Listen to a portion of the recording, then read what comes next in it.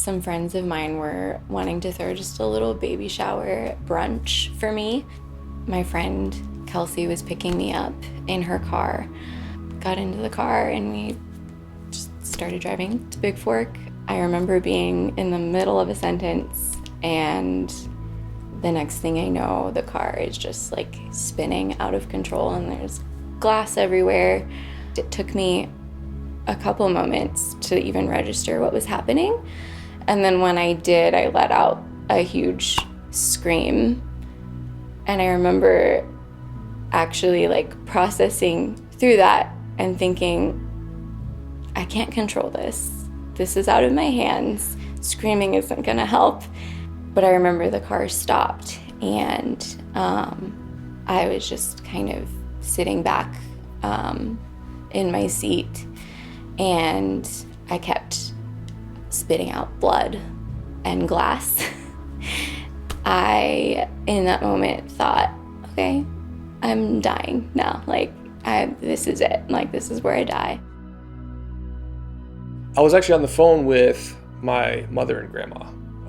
And so I get a call a couple times from my friend Bryce. I declined them both times. Next thing you know, he shows up at my front door.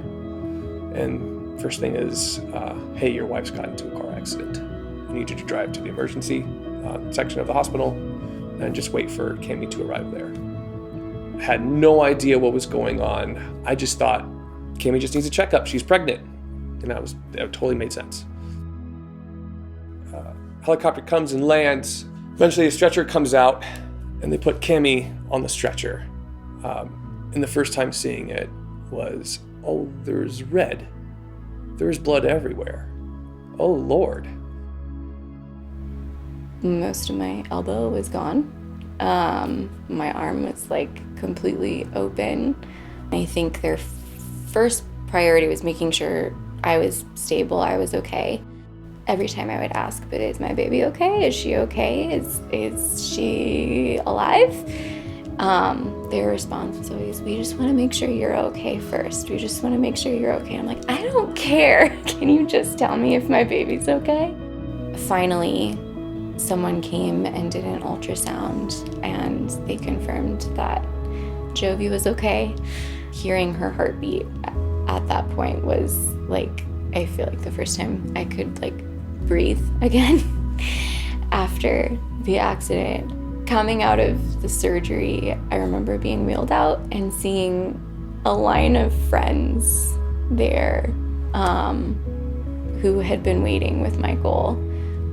It just meant so much to me that there were people that cared enough to be there to support us, and that were praying throughout the whole surgery. Next day, Sunday, I, for some reason, decided to turn on veneration just to feel like maybe we're still there. It was actually during the part where Luke's on stage and saying how Cammi essentially gave her right arm to save her baby. I think that's 100% correct. I remember Michael coming out of the bathroom in the hospital room and just showing me his phone, and Luke was sharing some of our other needs that we had. I just felt so loved in that moment. I remember saying to Michael, like, what? People love us that much? Like, people want to do this for us? Are you kidding me? After church, I get a call from Tyler. He's like, hey man, can I take you to lunch? You want to do something? We get our lunch and we sit down, and he goes, hey man,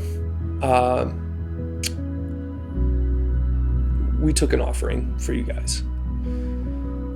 I told Tyler, like, I don't cry, but I think he made me cry 6 times that day. Just going through and just seeing everyone's hearts through it. For Cam and I, we love to bless. But to be blessed during that, and to see everyone's hearts. It's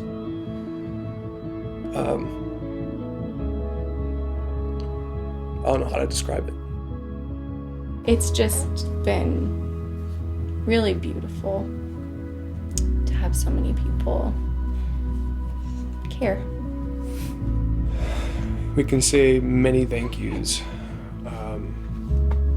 but all those thank yous wouldn't be fully described of how blessed we feel,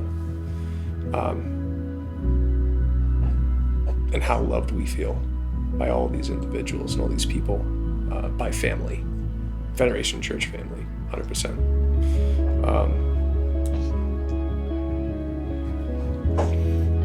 But after all that, thank you.